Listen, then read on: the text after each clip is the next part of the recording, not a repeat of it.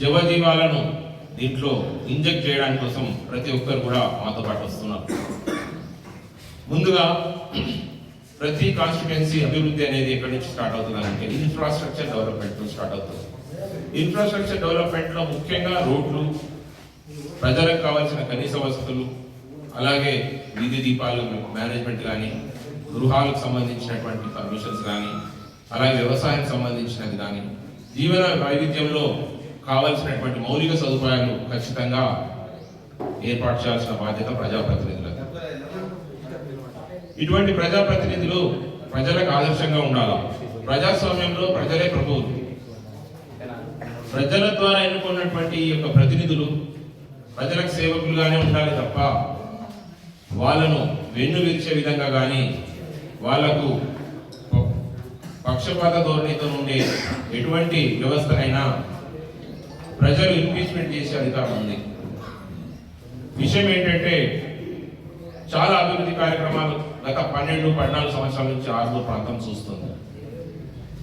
ఈ మధ్య జరిగినటువంటి కొన్ని సంఘటనలు, ఒక వ్యక్తి ఇంకో వ్యక్తి పైన దూషణల పర్వం కానీ, వ్యక్తిగత ఆరోపణల పర్వం కానీ, అవినీతి ఆరోపణలు కానీ, రాజకీయ ఎదురుదాడులు కానీ ఆర్మూర్ ప్రజలంతా గమనిస్తున్నారు. జనరల్గా ఆర్మూర్ ప్రాంతం అంటే వ్యవసాయంతో, విజ్ఞానంతో, విద్యతో పరిడవిల్లుతున్నటువంటి ఈ సామ్రాజ్యంలో ఎక్కడి నుంచి వచ్చి మన దగ్గర మన మీద పెత్తనం చెలాయించడానికి ఆర్మూర్ ఒప్పుకుంది. ఆర్మూర్ ప్రజలందరూ కూడా ప్రేమకు, మానవత్వానికి చాలా ఇష్టపడతారు. వీటన్నిటికీ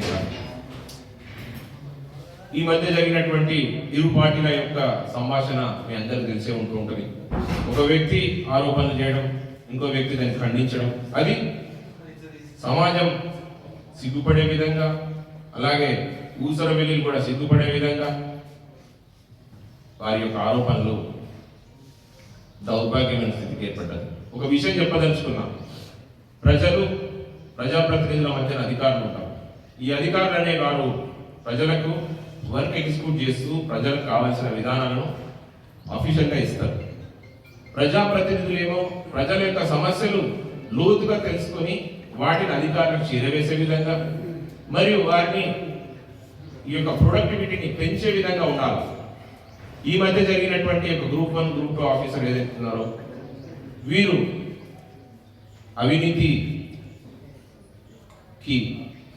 పాల్పడి బలైన సందర్భాలు. వీటన్నిటికీ కారణాలు ఏంటి అని పరిశోధిస్తే ఒక బాధ్యత కలిగినటువంటి పౌరునిగా సమాజంలో ఉన్నటువంటి ఈ దుర్నీతిని రూపుమాపే విషయంలో ప్రతి ఒక్కరు మౌనం ప్రదర్శిస్తున్నారు. కానీ గుండె లోపల అలజడి మాత్రం అలాగే ఉంటున్నది. ప్రతి వ్యక్తి ఇటువంటి వ్యక్తులుగా మేము ఎన్నుకున్నది అనేది మాత్రం సమాజాన్ని పట్ల ఒక ఏహ్య భావంతో వీరు ప్రవర్తించిన తీరు అందరినీ ఆలోచింపజేసే విధంగా ఉంది. ఒక అధికారి కొన్ని లక్షల కోట్లు సంపాదిస్తూ దాంట్లో ఏమైనా వాటాలు ప్రజాప్రతినిధులకు ఇస్తున్నాడంటే అది అధికార దుర్వినియోగమే. వారికి ఇచ్చిన పవర్ ఏదైతే ఉందో ప్రభుత్వం ప్రజల ద్వారా ఎన్నుకున్నటువంటి ప్రజాప్రతినిధుల కనుసైగలో ఏదైతే విషపు కూరలు చాస్తూ నీకు కొంత నాకు కొంత అనేటువంటి విధానానికి స్వస్తి పలకాల్సిన అవసరం వచ్చింది. సమాజంలోని ప్రజలందరూ గమనిస్తున్నారు. ఆర్మూర్ ప్రాంతంలో 70% పైగా అక్షరాస్యత కలిగింది. వీరందరూ కూడా ఈ యొక్క సామాజిక పరిస్థితులు, ఈ యొక్క అవినీతి, ప్రజాప్రతినిధుల యొక్క పోకడలు, వీరి యొక్క ఆగడాలు కానీ, అమానుషాలు కానీ, దౌర్జన్యాలు కానీ, బెదిరింపులు కానీ, గూండాయిజాన్ని కానీ ప్రతి ఒక్కటి కూడా గమనిస్తున్నారు ప్రజలంతా. సో వీరందరి యొక్క మౌనం ఓటు ద్వారా చూసుకోవాలనే ఆలోచనతో ఉన్నారు. గట్టిగా మాట్లాడినంత మాత్రాన అబద్ధం నిజమైపోదు, నిజం అబద్ధమైపోదు. ఎదుటి వ్యక్తిని బెదిరించినంత మాత్రాన న్యాయం అన్యాయం అయిపోదు, అన్యాయం న్యాయం అయిపోదు. ప్రజలందరూ కూడా ఇటువంటి వ్యక్తుల పట్ల కొంచెం ధ్యానంతో ఉండండి. ముఖ్యంగా అధికారులు ఎవరైతే ఉన్నారో ప్రజాప్రతినిధులు, రాజకీయ నాయకుల యొక్క మోచేతి నీళ్లు తాగి బలపడదాం అనుకున్న వ్యక్తి ఈరోజు ఒక ఆఫీసర్ చూడండి, ఎంతో గొప్ప స్టేజ్లో కార్లు, భవనాలు, అధికారం, హోదా, ఆర్డర్స్, ఉత్తర్వులు అన్నటువంటి ఒక వ్యక్తి ఒక చిన్న విషయం, ఒక 20,000 రూపాయలు అన్నటువంటి ఒక చిన్న విషయం వల్ల కకృతి పడడం వల్ల ఏం జరిగింది? ఇప్పుడు 3 నెలలు ఎప్పుడు చూడని జైలు శిక్ష అనుభవిస్తూ, అలాగే వారి పిల్లలు, వారి భార్య, వారి అందమైనటువంటి కుటుంబ జీవితం అంతా మొత్తం డ్యామేజ్ అయింది. ఎప్పుడు చూడని కొత్త తరహా పనిష్మెంట్. మనిషికి పనిష్మెంట్ ఏంటంటే ఏకాంతం, మౌనంగా ఉండడం. ఇప్పుడు ఎవరు లేని 4 గోడల మధ్యన ఆ జైలు జీవితం గడపడం అని అంటే ఆ లైఫ్లో గ్రాట్యుటీ కానీ, ఇంక్రిమెంట్స్ కానీ, ప్రమోషన్స్ కానీ, ఎన్రిచ్మెంట్ ప్రమోషన్స్ కానీ ఇంకేమున్నా కూడా మొత్తం కథమైపోయినాయి. సో ప్రజల మధ్యన మంచి సంబంధాలు కలిగినటువంటి ఆఫీసరు ఇటువంటి చెడ్డ పనులు, ఇంకెవరో చెప్పడం వల్ల చేసిన చెడ్డ పనులు ఏవైతే ఉన్నాయో వారి యొక్క జీవితం మొత్తం కథమైపోయింది. కానీ ఆ ప్రజాప్రతినిధులు ఎవరైతే ప్రేరేపించి చేసిండ్రో వారందరూ బాగానే ఉన్నారు. కాబట్టి ఆఫీసర్స్కి ఈ యొక్క ప్రెస్ మీట్ పరంగా నేను చెప్పదలుచుకున్నది ఏంటంటే, ఎటువంటి ప్రలోభాలకు లోను కాకండి. అవినీతి చేస్తున్నామంటే పైనుంచి నాగుపాములాగా ఏసీబీ రెడీ ఉంటుంది. ఖచ్చితంగా మీ అందరినీ కూడా గమనిస్తుంటుంది. ప్రతి వ్యక్తికి ఒక సర్వీలెన్స్ అనేది ఉంటుంది. మిమ్మల్ని ప్రతి వ్యక్తి గమనిస్తూ ఉన్నాడు. ఆ పాపం పండే వరకు వస్తుంది. కాబట్టి ప్రజలందరూ కూడా 100% ఒక విఘ్నత కలిగినటువంటి ఒక నాయకులను ఎన్నుకోవాలనే ఒక కాన్సెప్ట్కి వస్తున్నారు. ఆర్మూర్ నియోజకవర్గంలో 2,16,000 మంది ఓటర్లు ఈ మధ్య కాలంలోనే నమోదైంది. లాస్ట్ ఇయర్కి ఇప్పటికీ ఒక 2,000 ఇయర్ 2 నెలల కింద జరిగిందంటే మొత్తంగా 22,500 మంది కొత్త ఓటర్లు జమ అయినారు. అంటే యువత 22,500 మంది ఓటర్లు, కొత్త యువత ఏదైతే జరిగిందో వీళ్ళ దాంట్లో కాన్సెప్ట్ అంటే రాజకీయాలను చూస్తే నశించుకునే విధంగా అవి ప్రవర్తిస్తున్న తీరు ప్రజలందరూ గమనిస్తున్నారు. రాబోయే తరాలకు మనం ఇచ్చే గౌరవం కానీ, మనం ఇచ్చే వాళ్ళకిచ్చే ఫలాలు ఏవైతే ఉంటాయో అవన్నీ కూడా 100% నీతిగా, ధర్మంగా, న్యాయబద్ధంగా ఉన్నాయి మాత్రమే 100% వారికి చేరుతాయి. ఫ్యూచర్లో ఒక ఎమ్మెల్యే కానీ, ఒక జిల్లా పరిషత్ చైర్మన్ కానీ, లేదంటే ఒక వార్డ్ మెంబర్ కానీ, లేదంటే ఒక కౌన్సిలర్ కానీ, ఒక చైర్మన్ కానీ చూస్తే ప్రజలు అయ్యో నేను ఈ పరిస్థితి ఈ రకంగా నేను ఉండాలనే ఉండాలి తప్ప ఇది వద్దు, నాకు ఇటువంటి రాజకీయాలు వద్దు అనే పరిస్థితికి తీసుకురాకండి దయచేసి. పెద్ద నాయకులందరికీ కూడా నేను విజ్ఞప్తి చేసేది అందుకోసం చెప్తున్నాను. మీరు చేసినటువంటి అభివృద్ధి ముసుగులో అన్యాయం కానీ, అక్రమంగా సంపాదించినటువంటి డబ్బులు దేనికోసమని నేను అడుగుతున్నాను. ఇవన్నీ తయారైపోయి కేసులు వస్తాయని చెప్పి ఎదుటి పర్సన్ యొక్క కేసును ఎదుర్కోవాల్సిన పరిస్థితి ఏర్పడుతుందని చెప్పి భయంగా బతకడం దేనికోసం? ప్రజలకు జవాబుదారీగా ఉండాల్సిన వ్యక్తులందరూ కూడా అన్యాయంగా, అక్రమంగా తన యొక్క అఫిడవిట్లో చూపిన విధంగా 200, 300, 500 రెట్ల పైగా అసెట్స్ ని తయారు చేసుకుంటే యాంటీ మనీ లాండరింగ్, బినామీకి సంబంధించినటువంటి యాక్ట్ కూడా ఉంది, AMLA అని. ఇటువంటి యాక్ట్స్ అన్ని కూడా మన చుట్టూ తిరుగుతూనే ఉంటాయి. అన్యాయం చేసిన వ్యక్తి ఖచ్చితంగా ఏదో ఒక రోజు కటకటాలకు పోవాల్సిందే, దానికి కర్మ ఖచ్చితంగా తీసుకోవాల్సిందే. అందుకనే రాబోయే తరాల్లో ఒక పెను మార్పులు రాబోతున్నాయి. ఇప్పుడు వచ్చే అసెంబ్లీ ఎన్నికలు కానీ, ముందుకు వచ్చేటువంటి ఫ్యూచర్లో జరిగేటువంటి MP ఎలక్షన్స్ కానీ, రాబోయే జిల్లా పరిషత్ ఎలక్షన్స్లో కానీ విఘ్నత కలిగినటువంటి మంచి ఓటర్లు అందరూ కూడా ఒక మంచి పర్సన్ని ఎన్నుకోవాలని, అలాగే యూత్కి కానీ ఇంకా మంచి విజ్ఞానం, కాన్సెప్ట్, చట్టాలపైన, రాజ్యాంగం పైన, ప్రజాస్వామ్యం పైన నమ్మకం కలిగినటువంటి వ్యక్తులు ఇందులోకి రావాలని నేను కోరుకుంటున్నాను. సో ఇటువంటి ఆలోచన విధానం కలిగిందే మా IR ఫౌండేషన్. సో ఒక మంచి టీచర్ ఒక మంచి స్కూల్ని నడుపుతాడు, ఒక మంచి రిపోర్టర్ ఒక మంచి ప్రజలకు మంచి చేసే విధంగా వార్తలు రాస్తాడు, ఒక మంచి టైలర్ ఒక మంచి బట్టలు కుడతాడు, ఒక మంచి రాజకీయ నాయకుడు అంటే వ్యవస్థ మీద అవగాహన ఉండాలి, కష్టాలు తెలిసి ఉండాలి, బాధలు తెలిసి ఉండాలి, కన్నీళ్ళు తెలిసి ఉండాలి, రాజ్యాంగం గురించి తెలిసి ఉండాలి, ప్రజాస్వామ్యం గురించి తెలిసి ఉండాలి. మొన్న ఒక అతను మాట్లాడుతున్నాడు, కాన్స్టిట్యూషన్ కి కాన్స్టిట్యూయన్సీకి స్పెల్లింగ్ తెలియకుండా ప్రజాస్వామ్యానికి వచ్చేస్తున్నాడు. What does it mean? సొసైటీకి ఏం సంకేతాలు ఇవ్వదలుచుకున్నారు వీళ్ళందరూ? తప్పుడు మార్గంలో పోయి తప్పుడు మాటలు మాట్లాడితే అయిపోతుందా? ఆ మధ్య ఒక పర్సన్, ఒక గ్రూప్ 1, గ్రూప్ 2 ఆఫీసర్, ఒక DSP గారిని DSP గారు అనడం అంటే ఒక రాజ్యాంగేతర శక్తులు కూడా తనను వంది మాగదుల్లో ఉంచుకున్నటువంటి పక్క వ్యక్తులతోని అధికారాన్ని దుర్వినియోగం చేస్తూ ఏకవచనంతో ఒక గ్రూప్ 1 ఆఫీసర్ సంబోధించడం చాలా అప్పట్లో సంచలనం కలిగింది. మనకు ఒక మంచి ఆఫీసర్ ఉన్నాడు, ఎస్పీ గారు, సిపి గారు, చైతన్య సార్. సో ఒక మంచి కాన్సెప్ట్ తోని ఇటువంటి రక్షణ విషయాల్లో కానీ శాంతి భద్రతల విషయంలో కానీ మంచి ఆఫీసర్స్ మనకు వస్తున్నారు. అటువంటి ఆఫీసర్స్ నీడలో పనిచేస్తున్నటువంటి ప్రతి ఒక్కరు కూడా జవాబుదారీతనంతో ఉండాలా. ఈ మధ్య వస్తున్నటువంటి ఆరోపణలకు అది కరెక్ట్ కాదనే విధంగా ప్రజలతో మమేకమైపోయి పనులకు అన్నార్థులకి ఏవైతే ఆపదలు వస్తున్నటువంటి వ్యక్తులకు పోలీస్ డిపార్ట్మెంట్ కూడా ఖచ్చితంగా మంచిగా వారిని మంచి విషయాల్లో ఎంకరేజ్ చేయండి. అలాగే అధికార దుర్వినియోగం చేసుకుంటూ వచ్చే పోలీస్ స్టేషన్లో కూర్చొని ఇంకేదైనా మ్యాటర్స్ మాట్లాడడానికి వచ్చిన వ్యక్తులకు అందరితో పాటు సమానత్వాన్ని ఇవ్వాలని కోరుతున్నాను పోలీస్ డిపార్ట్మెంట్తో. అలాగే రెవెన్యూ సంబంధించింది కానీ, మున్సిపాలిటీ సంబంధించింది కానీ, నీటిపారుదల కానీ, ఇంకేదైనా ఆఫీసర్స్ కానీ, బిల్స్ కానీ, కాంట్రాక్టర్స్ కానీ, వీటన్నిటిపైన కూడా సమగ్రమైన అవగాహనతో అధికారులందరూ ఉంటే మీరు సేఫ్ ఉంటారు. అధికారానికి కొమ్ము కాస్తే మాత్రం ఖచ్చితంగా ఏదో ఒక రోజు ఏసీబీ ట్రాప్లో పడడమో లేదంటే ఇంకేదో. ఒకటే విషయం అధికారులందరికీ నేను నాకు అందరితో సాన్నిహిత్యం ఉంది కూడా చెప్తున్నా, వీలైతే అక్కడ నుంచి ట్రాన్స్ఫర్ చేస్తారు. అంతకంటే ఎక్కువగా మొన్న ఏదో సినిమాలు అంటారు, పోలీసుడు ట్రాన్స్ఫర్ అయితే పోలీస్ స్టేషన్కే పోతాడు తప్ప పోస్ట్ ఆఫీస్ కూడా. అందుకోసమే ఏ డిపార్ట్మెంట్ అయినా కానీ వాళ్ళ సొంత డిపార్ట్మెంట్కి వెళ్ళిపోతారు తప్ప ఎక్కడికి పోరు. కాబట్టి అయితే ట్రాన్స్ఫర్ చేపిస్తారచ్చు. కాబట్టి భయపడకండి. రక్షణ విషయంలో కానీ, ప్రజలకు సేవల విషయంలో కానీ ఖచ్చితంగా మీరందరూ కూడా ప్రజల పక్షాన ఉండి పోరాడాలని, మీకు తప్పకుండా ప్రజల అండదండలు ఉంటే మీరు ఎటువంటి పరిస్థితుల్లో మీ కుటుంబాలతో సంతోషంగా ఉంటారని. రెండో ముఖ్య విషయం ఏంటంటే మధ్య ఇంటిగ్రేటెడ్ స్కూల్ అనేది ఆల్మోస్ట్ శాంక్షన్ అయినట్టు తెలిసింది.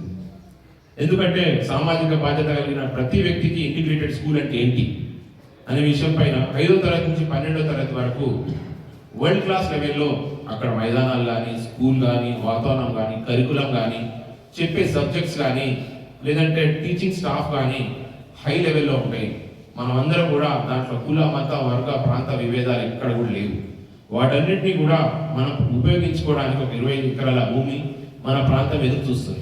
119 నియోజకవర్గాల్లో ప్రభుత్వం ఇచ్చినటువంటి ప్రతి ఒక్క నియోజకవర్గంలో ఒక్కొక్క ఇంటిగ్రేటెడ్ స్కూల్ కావాలని అన్నారు.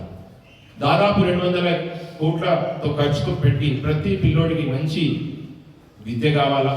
ఇప్పుడున్నటువంటి ఈ యొక్క కాంపిటేటివ్ లైఫ్లో మీరందరూ కూడా పోటీతత్వాన్ని అలవర్చే విధంగా పిల్లలందరూ కూడా ఆ ప్రామాణికత పెంచుకునే విధంగా ఆ లెవెల్కి రావాలన్న ఒక ఆలోచనతో స్కూల్ పెట్టినప్పుడు ఇంతవరకు కూడా మన 75 నియోజకవర్గాల్లో పూర్తయింది, కానీ ఇక్కడ 119 ఆల్మోస్ట్ ఎందుకు కాలేదని నేను ప్రశ్నిస్తున్నాను. సో రాజకీయంలో ఉన్నటువంటి వైరుధ్యాల మూలంగా విద్యార్థులు కానీ, విద్యార్థుల భవిష్యత్తు కానీ, అలాగే ప్రజల యొక్క భావోద్వేగాలతో ఆడుకోవద్దని అంటున్నాను. ఆ కాలేజీ, ఆ స్కూల్ ఏదైతే ఉందో ఖచ్చితంగా ఇంటిగ్రేటెడ్ స్కూల్ని ఆర్మూర్ పరిసర ప్రాంతాలకే తీసుకురావాలని, అలాగే ఇక్కడికి ఆప్షన్ లేదు అని అంటే అది నిజామాబాద్ రూరల్కి వెళ్ళిపోయే అవకాశం ఉందని నేను ఈ మధ్యనే విన్నాను. కాబట్టి అటువంటి అవకాశం లేకుండా ఖచ్చితంగా ఆర్మూర్ సంబంధించినటువంటి విద్యార్థులు అని అంటే విద్య కోసం వెంపర్లాడుతున్నటువంటి ఎంతో మంది విద్యార్థుల కోసం అదొక మంచి ప్లేస్ అవుతుంది. ఆర్మూర్లో 5వ తరగతి 12 వరకు అని అంటే అమెరికాకి వెళ్ళడానికి కానీ, హైదరాబాద్లో ఉన్నటువంటి ఉద్యోగాలను కాంపిటేటివ్గా ప్రైవేట్ స్కూళ్ళకి ధీటుగా పనిచేసే ఏదైతే ఆర్గనైజేషన్స్ ఉన్నాయో వీటన్నింటినీ కూడా ఖచ్చితంగా మన పిల్లలు యూజ్ చేసుకుంటారు. కాబట్టి ఖచ్చితంగా ఈ ప్రజాప్రతినిధులు, పాలకులు చిత్తశుద్ధితోని నిర్లక్ష్యం వీడి చేయాలని కోరుతున్నా. అలాగే ఆర్మూర్కి మంజూరైనటువంటి ఐటీఐ ఈ మధ్య మనిషి యొక్క జీవితం అంతా కూడా చదివితే ఉద్యోగాలు వస్తే తెలియదు, వ్యాపారం ఉంటుందో తెలియదు, అమెరికా పోతే ఉండమో లేదో తెలియదు. ఈరోజు బతికే కష్టంగా ఉన్నప్పుడు వచ్చిన యువత ఏం చేయాలని అనుకుంటున్నారు. యువత కరెక్ట్ అయినటువంటి దారిలో పోవాలంటే ఉపాధి కరెక్ట్ ఉండాలా. ఇంటర్మీడియట్ చదువుతున్నాం అంటే నెక్స్ట్ లెవెల్ ఏం చదవాలా, నెక్స్ట్ ఏం చేయాలని అనుకోండి. ఇప్పుడు ఐటీఐ అన్నప్పుడు ఒక వైరింగ్, ప్లంబింగ్, ఎలక్ట్రిఫికేషన్, ఇంకేదో ఒక టెక్నికల్ కోర్స్ నేర్చుకొని ఆటోమేటిక్గా గవర్నమెంట్ సర్టిఫికేట్ వస్తే వాళ్ళు ఉపాధి పొందడానికి కరెక్ట్గా అవగాహన ఉంటుంది. ఇన్ని రోజులైంది స్వాతంత్రం సిద్ధించి డిస్ట్రిక్ట్ హెడ్ క్వార్టర్స్ తప్ప ఇటువంటి ప్లేసెస్లో లేకపోవడం అనేది పాలకుల యొక్క నిర్లక్ష్యమైన నేను అంటా. 100% చిత్తశుద్ధి అనేది ఖచ్చితంగా కావాలా. దేనికి కావాలా? మౌలిక సదుపాయాల కోసం కావాలని నేను అంటా. ఏమంటారంటే ఇప్పుడు కుల సంఘాలకు మా వాళ్ళందరికీ కూడా సంఘాలు ఇచ్చారు. సంఘాల వల్ల ఏం జరుగుతున్నది అనేది అది దేవుడేవు. కానీ రోడ్లు, వీధి దీపాలు ఇప్పుడు చూస్తే 36 వార్డులలో ప్రతి వార్డులో కూడా మాకు రోడ్ లేదు, ఇది లేదు, అది లేదు అని అంటే జనం యొక్క అవసరాలను అధికారులు ప్రజాప్రతినిధులు దానిపైన దృష్టి పెట్టి తీసుకొని పోవాలి తప్ప రాజకీయ క్రీడల లోపల కార్యకర్తలను బలి చేస్తూ ఇంకా వేరే వారిని బలి చేస్తూ ప్రజలను ఇబ్బంది పెట్టాల్సిన అవసరం లేదు. ప్రజలందరూ కూడా గమనించాలా. రాబోయే తరంలో వాళ్ళ కౌన్సిలర్లను కానీ జిల్లా పరిషత్కు సంబంధించినటువంటి జడ్పీటీసీలను కానీ అలాగే సర్పంచ్ ఎన్నికలు జరుగుతున్నాయి. అలాగే రాబోయే చట్టసభలకు పంపించే వ్యక్తులందరినీ కూడా నైతిక విలువలకు నిబద్ధతకు కేసులు లేని వ్యక్తులను 100% నిబద్ధత కలిగినటువంటి ఎస్సీ ఎస్టీ మైనారిటీ బీసీ వర్గాలతో పాటు ఉన్నత వర్గాల్లోని మానవతం దృక్పథాన్ని కలిగినటువంటి వ్యక్తులను ఎన్నుకోవాలని చెప్పి మళ్ళొకసారి చెప్తూ ఈనాడు యువత గంజాయి డ్రగ్స్ కి సంబంధించినటువంటి ఈ యొక్క బానిసకు ఎందుకు గురవుతున్నది? ఎక్కడో అమెరికా, నైజీరియా, బ్రెజిల్, మెక్సికో దేశాలు ఉన్నటువంటి డ్రగ్స్ ఇక్కడికి ఎలా వస్తున్నాయి? దానికి కారణాలు ఏంటి? అందులో తల్లిదండ్రుల బాధ్యత, మన సామాజికంగా మనందరి బాధ్యత కూడా ఉన్నది. ఏంటంటే పిల్లోడు ఎడిపోతున్నాడు, ఏం చేస్తున్నాడు, వాడు సాయంత్రం కాగానే బండి మీద ఫాస్ట్గా పోతున్నాడా, రెగ్యులర్గా వాడు పోయే విధానం కంటే భిన్నంగా ఉంటున్నాడా అనే విషయాలు ఖచ్చితంగా ఆలోచించి పోలీస్ డిపార్ట్మెంట్ చెప్పడం కానీ, లేదంటే తన డాక్టర్స్ చెప్పడం కానీ, తన తోటి వాళ్ళకి చెప్పడం కానీ, ఈ మూలాలు ఎక్కడి నుంచి వస్తున్నాయి, దీన్ని పెంచి పోషిస్తున్నది ఎవరు? ప్రభుత్వం అనేది ఖచ్చితంగా ఆపుతున్నది. కానీ రాజకీయ పార్టీలో కొంతమంది నైతిక విలువల్ని విస్మరించి వారిని పెంచి పోషించే విధంగా ప్రవర్తించడం అనేది సమాజానికి రేపు తెల్లారి వాళ్ళ ఇంటి పైన కూడా దాడి జరిగే అవకాశం ఉంటుంది. అందుకని అటువంటి వ్యక్తిని ప్రేరేపించకండి. అటువంటి దాన్ని గంజాయిని నిరోధించండి. అలాగే గుండాయిజాన్ని నిరోధించండి. ఎదుటి పర్సన్ పైన పెట్టరేగిపోయి రౌడీజాన్ని నిరోధించండి. రేపు తెల్లారి ఏదైతే స్టార్ట్ చేస్తావో దాంతోనే మనిషి అంతమవుతాడు. దేనైతే లేపుతావో అదే రకంగా నేను దాంతోనే అంతమవుతాడు. కాబట్టి అటువంటి విషయాలకు పోకుండా మానవతా విలువలు పెంచుకొని చేయాలని నేను అంటున్నా. గ్రామీణ ప్రాంతాల్లో ఇప్పుడు ఉన్నటువంటి మనకు దాదాపు 89 గ్రామాల్లో ఎక్కడ కూడా మంచి రోడ్ల నిర్మాణం అనేది ఇంకా కొన్ని జాగాలో జరగలేదు. జరిగిన ప్లేస్లో జరిగింది, కానీ ఇంకా చాలా సమస్యలు అసంపూర్తిగా ఉన్నాయి. పెన్షన్స్ అంటే వృద్ధులకు సంబంధించిన ఎవరైతే ఉన్నారో వాస్తవమైన దృక్పథంతో ఆలోచించండి. దీనికి ఒక ఆన్లైన్ వేదిక ఏర్పాటు చేయండి. ఒక పార్టీకి కొమ్ము కాసే వ్యక్తులకే కొంతమందికి పెన్షన్ ఇవ్వడము, రోడ్లు వేయించడము, గృహాలను అందించడము, సహాయాలు అందించడము, ఆర్థిక సహాయాలు అందించడము అధికారులు కూడా ఖచ్చితంగా దృష్టి పెట్టుకొని చూడాలని నేను అంటున్నాను. ఎందుకనంటే కొంతమంది రికమెండేషన్ చేసినారంటే వాళ్ళకి సంబంధించినవి కాకుండా ఇంకా వేరే వ్యక్తులు కూడా నిజంగా ఎటువంటి పొలిటికల్ పార్టీ సంబంధం లేకుండా జనంలో ఉన్నటువంటి యొక్క నిర్లిప్తతను తొలగించాల్సిన బాధ్యత అధికారులది నేను అంటాను. నిజాయితీగా ఆలోచించండి. వాళ్ళకు వచ్చినటువంటి ఏవైతే అర్జీలు ఉంటాయో నిజాయితీగా వాస్తవిక దృక్పథంతో ఆలోచించి అర్హులైన వాళ్ళకి ఖచ్చితంగా ఇళ్ల స్థలాలకు కానీ, లేదంటే పెన్షన్స్కి కానీ, రేషన్ కార్డ్స్కి కానీ ఇవి చాలా ఇంపార్టెంట్. ప్రజలందరూ వాటిపైనే ఎంతో ఆశ పెట్టుకున్నప్పుడు కొంతమందికి వచ్చినాయి, వాళ్ళకి సంబంధించిన వ్యక్తులకు సంబంధించినవి వచ్చినాయి, మాకు రాలేవనే నిర్లిప్తత ప్రజలలో వచ్చింది అనుకోండి, చట్టం మీద ప్రజాస్వామ్యం మీద నమ్మకం అందరికీ వెళ్ళిపోతుంది. కాబట్టి డబ్బు సంపాదించడమే పరమావధిగా చేసుకునే వ్యక్తులకు ఒక చిన్న మానవతా విలువలు అంటే అందశ్రీ గారు గుర్తుకొస్తున్నారు. అవసరాలకు మనిషి సృష్టించుకున్న అవసరాలకు మనిషి సృష్టించిన రూపాయి చుట్టూ తిరుగుతున్నడమ్మా. రూపాయి కొరకు ఏ పాపానికైతేమి ఒడిగట్టిపోయినాడమ్మా.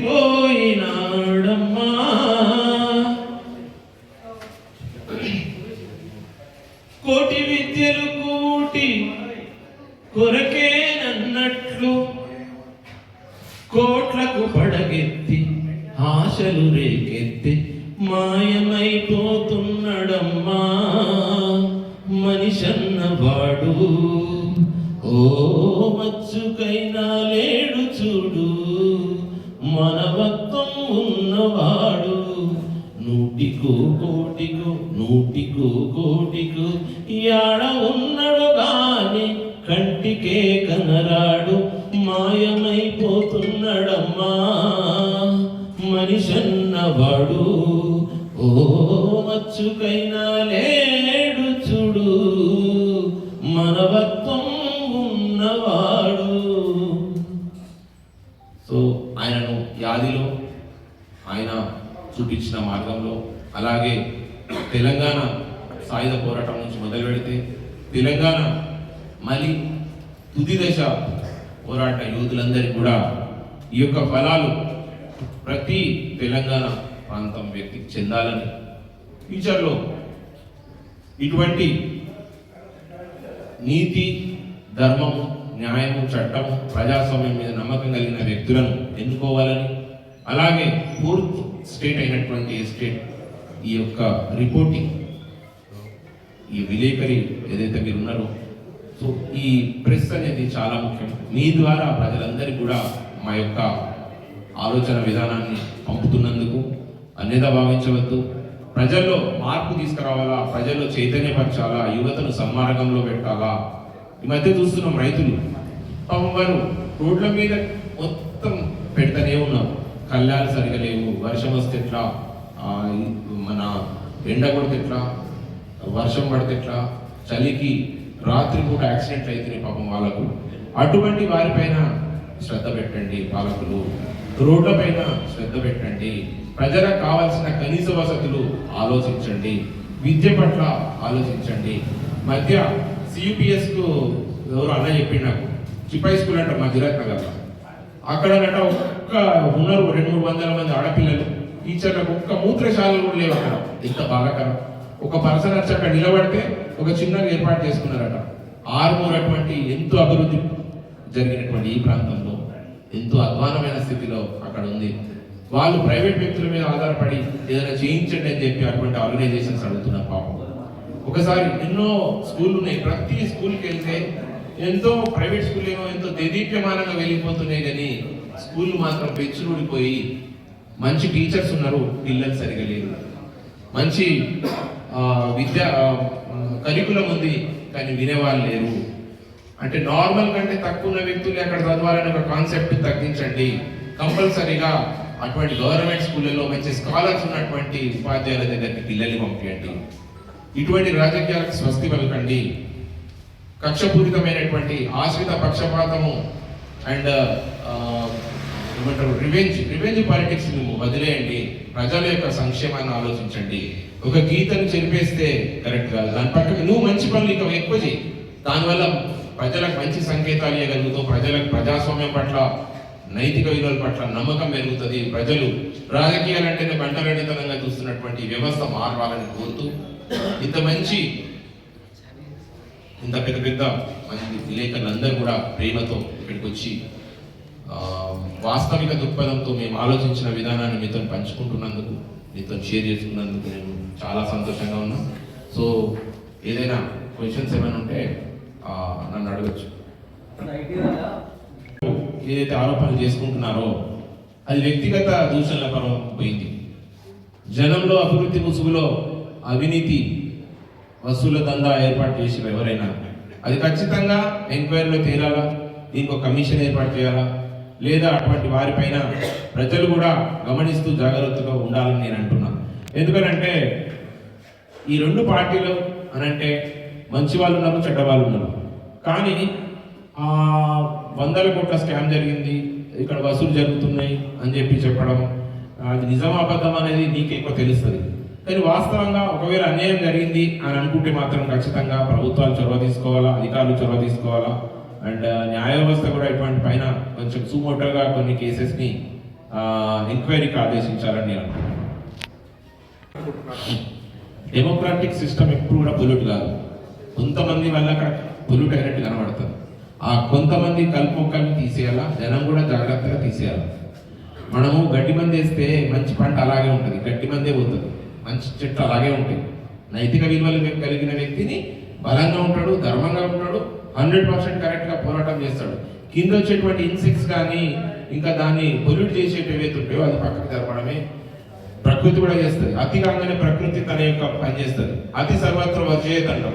అతి కాగానే మంచి కానీ, చెడు కానీ, ప్రేమ కానీ, ధర్మం కానీ, ధైర్యం కానీ, దానం కానీ ఏదైనా తన ప్రకృతిలో ఐక్యం చేసుకుంటాడు. అటువంటి సిస్టమ్ పోకముందే ప్రతి వ్యక్తి దేవుడే తన ఒక వ్యక్తి రూపంలోకి వచ్చి అది ఎటువంటి ఏదైతే చెత్తను ఉంచే కార్యక్రమం ఖచ్చితంగా చేస్తాం ఏదో ఒక రోజు. ప్రస్తుతం ఆర్మూర్లో రాజకీయాలు ఎలా ఉండాలనుకుంటున్నారు? మీరు ఏ పార్టీ నుంచి పోటీ చేస్తామని? పార్టీ అనేది ఇంకా చర్చిస్తున్నారు అందరు కూడా. అంటే దానికంటే ముందు మీ ఫౌండేషన్ గానే రన్ చేస్తారా, లేకుంటే మీకు అవకాశం వస్తే పొలిటికల్ ఎంట్రీ చేస్తారా? ఫౌండేషన్ అనేది ప్రస్తుతం ఒక వ్యక్తి ఒక సమూహంగా ఏర్పడదు, సమూహం ఒక గ్రూప్ సిస్టమ్కి అవుతుంది, దాని తర్వాత ప్రజాప్రతినిధిగా తయారవుతుంది. అది చరిత్ర చెప్తున్నది. మేమందరం భావ సారూప్యత ఉన్నది, ప్రకృతి, సమాజం, ప్రజల యొక్క ఆలోచన కరెక్ట్ ఉంది, నువ్వు చేయగలిగిన సమయం వచ్చింది. బీసీ, ఎస్సీ, ఎస్టీకి సంబంధించినటువంటి అవకాశాలు ఉన్నాయి. ఎందుకనంటే సమాజంలో 2, 3, 4, 5% ఉన్న పర్సన్సే ప్రజల మీద తాండవం చేస్తున్నారు అనుకుంటే మనం 90% ఉన్నటువంటి బీసీ, ఎస్సీ, ఎస్టీ మైనారిటీలు కూడా ఎందుకు ప్రజాస్వామ్యాన్ని, అధికారాన్ని ఎందుకు ముందుకు తీసుకుపోరాదు? అది కూడా నిజాయితీగా, న్యాయ వ్యవస్థని ధర్మంగా, అలాగే నీతి నియమాలతో ముందుకు పోవడానికి అవకాశం ఉంటుందని నేను ఖచ్చితంగా చెప్తాను. అవును, అంటే జనరల్గా అన్ని పార్టీలు సంప్రదిస్తున్నాయి. అందరు కూడా ఒక దార్శనికుడు, ఒక విలువలు కలిగిన వ్యక్తి, ఒక బీసీ అండ్ సమాజం పట్ల, చట్టాల పట్ల, వ్యవస్థ పట్ల, ప్రజాస్వామ్యం పట్ల, రాజ్యాంగం పట్ల అవగాహన ఉన్న వ్యక్తి అయితే బాగుంటుందని అనుకుంటున్నారు. సమాజం మారుతుంది. ఇంతకుముందు డబ్బు సంచులు తీసుకొని వచ్చి ఏర్పాటు చేసుకుని అది డైరెక్ట్గా హెలికాప్టర్ ద్వారా ఇట్లా పారాషూట్ వచ్చేసి కొనుక్కొని పోదామంటే జనాలు నమ్మేటట్టు లేరు. ఇప్పుడు ప్రతి వ్యక్తి ఇట్లా బిర్యానీ తింటున్నారు, ప్రతి వ్యక్తి మంచి చెప్పులు తొడుగుతున్నారు, మంచి బట్టలు వేసుకుంటున్నారు, మంచి మందు బాటలు తాగుతున్నారు తప్ప ఎవరో ఇచ్చే దానికోసమని ప్రజలు వెయిట్ చేస్తలేరు. అటువంటి వ్యక్తులు, అటువంటి ఆలోచనతో వచ్చే వ్యక్తులు ఖచ్చితంగా ప్రజలు బుద్ధి చెప్తారు ఫ్యూచర్. అంటే ఏదైతే డెమోక్రసీ అయిన వర్గాలకు ఏదైనా అవకాశం వస్తే వస్తా అని చెప్తున్నారు. మరి మీరు ఏ విధంగా ఆ కలుపు మొక్కలను వేర్లుగా చెట్లుగా పెరగకుండా మీరు ఏ విధంగా చూడాలనుకుంటారు? ఒకవేళ ఇప్పుడు జరుగుతున్న స్థానిక సంస్థల ఎన్నికల్లో మీ ఫౌండేషన్ తరఫున, మీ ఆర్గనైజేషన్ తరఫున పబ్లిక్ ఎలాంటి అవగాహన ఏర్పాటు చేస్తారా? 100% నేను కూడా సామాజిక దృక్పథంలో భాగంగా ఎడ్యుకేషన్ అనేది చైతన్యం, రాజకీయ చైతన్యం కూడా ముఖ్యమే. రాజకీయం అంటే అంటరానితనం కాదు, ఓన్లీ విద్యకు సంబంధించిందే చేయాలి, చేయొద్దని ఇక్కడ లేదు. ఇప్పటి నుంచి అంతకు ముందటి నుంచి నేను యువత కూడా గంజాయి లేదంటే డ్రగ్స్కి సంబంధించిన యాక్టివిటీస్ అటువంటి చేయొద్దు, అటువంటి చేయడం వల్ల ప్రజలు, తల్లిదండ్రులు, విద్యార్థులు లైఫ్ ఏ రకంగా కథమవుతుందని చెప్పి అది కూడా ఇచ్చినాం. అలాగే ఎడ్యుకేషన్ సంబంధించినతో పాటు రాజకీయంలో ఫ్యూచర్లో నేను ఒక మాట చెప్తా. మన రాష్ట్రపతి, మాజీ రాష్ట్రపతి అబ్దుల్ కలాం గారు అన్నట్టు ఒక మంచి ఒక విశ్వవిద్యాలయం ఏర్పాట్లో ఒక స్నాతకోత్సవంలో పోయి అడిగినట్టు నువ్వేమైతే అంటే ఎవరు కూడా ఒక పొలిటీషియన్ అయితే ఒక బాబు అన్నాడు, నేను పొలిటీషియన్ కావాలన్నాడు. అంటే పొలిటికల్ సిస్టమ్ అనేది ఎంతో విలువైంది, ఎంతో దాని వలన ఫలాలు, రాజ్యాంగం సంబంధించిన ప్రజాస్వామ్య ఫలాలు దక్కేదాన్ని పక్కన ఎందుకు పెడుతున్నాం?